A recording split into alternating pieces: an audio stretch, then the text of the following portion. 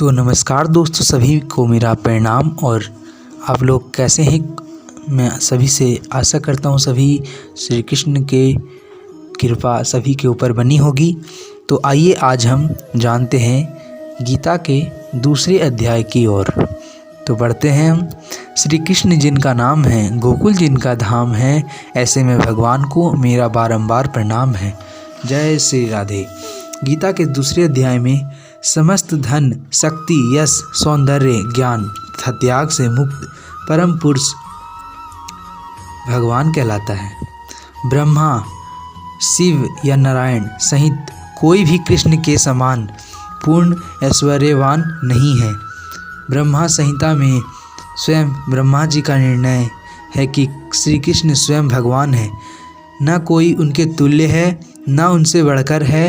वे आदि स्वामी या भगवान हैं, गोविंद के रूप में जाने जाते हैं और समस्त कारणों में परम कारण हैं। भौतिक जीवन में पग पग पर उलझने हैं, ऐसे प्रामाणिक गुरु की शरण लेना चाहिए जो जीवन के उद्देश्य को पूरा करने के लिए समुचित पथ निर्देशन दे सके।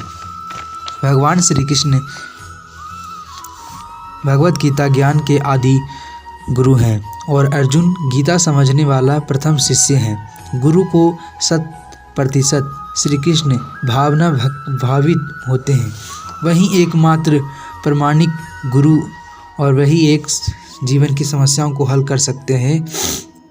जब पुण्य कर्मों के फल समाप्त हो जाते हैं तो मनुष्य सुख के शिखर के जीवन को नियमित स्तर तक गिर जाता है। यदि हम सदा के लिए शोक का निवारण चाहते हैं, यानी कि सभी दुखों से मुक्त चाहते हैं, कोई भी हमें दुख नहीं चाहिए, तो हमें कृष्ण की शरण में जाना चाहिए।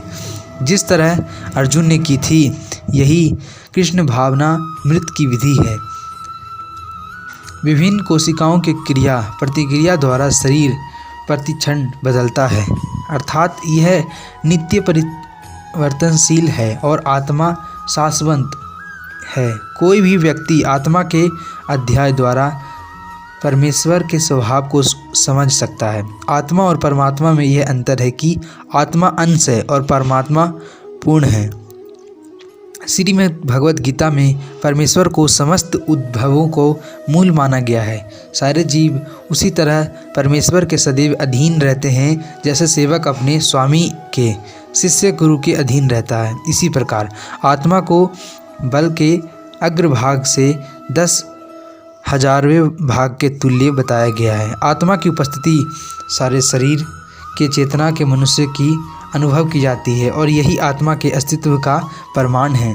यह भौतिक शरीर चेतना रहित होने के एक मृत हो जाता है और शरीर के इस चेतना की कमी को किसी भौतिक उपचार से वापस नहीं लाया जा सकता। आत्मा के आकार में अणुतुल्य है, जिसे पूर्ण बुद्धि के द्वारा जाना जा सकता है। यह हृदय की भीतरी स्थिति में देहधारी जीव को पूरे शरीर में अपने प्रभाव का विस्तार करता है। भौतिक शरीर के स्वभाव में नाशवान है, इससे अनंत काल तक बनाए रखने के लिए कोई संभावना नहीं है। दूसरी तरफ आत्मा इतना सूक्ष्म है कि इसे शत्रु देख ही नहीं सकता, मारना तो दूर की बात है।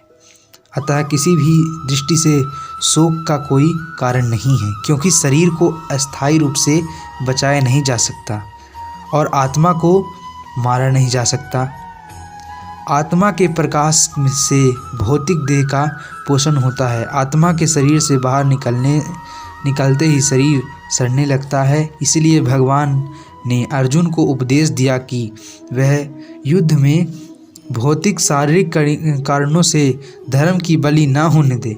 भगवान न तो जन्म लेते हैं और ना ही मरता है। जिसका जन्म होता है उसकी मृत्यु भी होती है। शरीर जन्म लेता है तो मृत्यु भी उसी की होती है। जीवन के परिवर्तन का आत्मा का कोई प्रभाव नहीं पड़ता है। आत्मा ज्ञान से या चेतना से सदैव पूर्ण रहता है। अतः चेतना ही आत्मा का लक्षण है। यदि हृदयस्थ आत्मा की खोज नहीं हो पाती तो वह आत्मा की उपस्थिति को चेतना की उपस्थिति से जान सकता है। अणु आत्मा का दूसरा शरीर का स्थानांतरण परमात्मा की कृपा से स्वभाव होता है। जो ज्ञानी होता है वह जानता है कि किसी वस्तु का कहाँ और कैसे उपयोग किया जाए।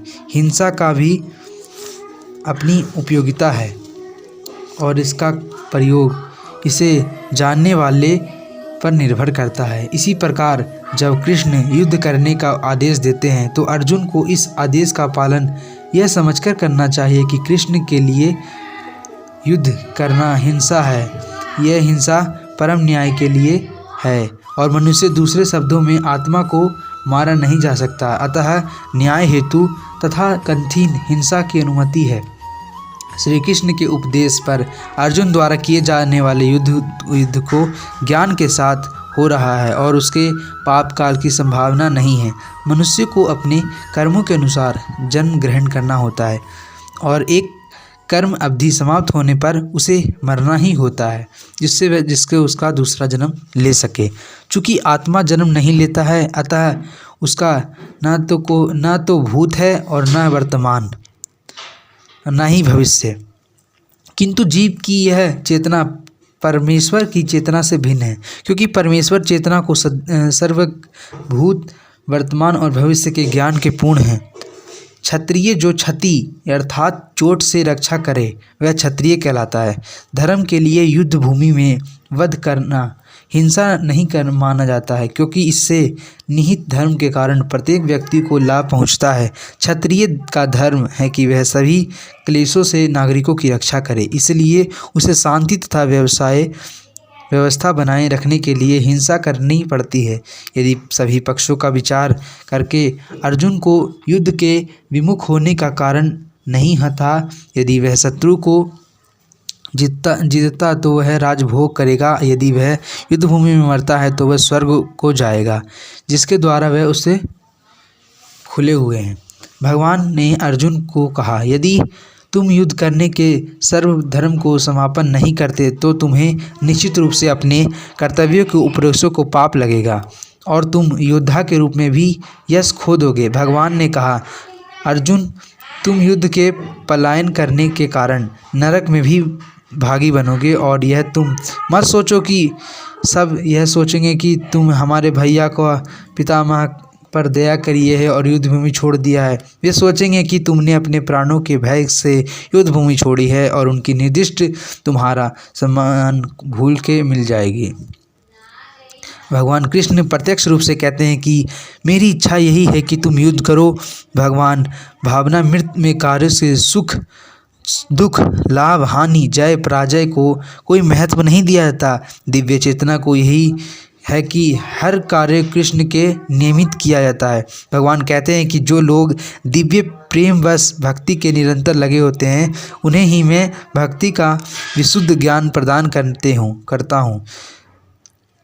इस प्रकार भक्त सरलता से उसके चिंतामय धाम में जाते हैं। भौतिक सुख शांति को प्राप्त करके इंद्रियां तृण करने के लिए अपने कर्म में अर्थात फल की इच्छा किए बिना भगवान कृष्ण की भावना कर्म में बहुत बड़ा अंतर होता है। भगवान भावना मृत में प्रारंभ किया जाने वाले कोई कार्य अधूरा रहकर भी अस्थायी प्रभाव पड़ता है। अंजलि में भगवान कृष्ण के अपने कर्तव्यों का ही प्रतिशत पूरा किया था।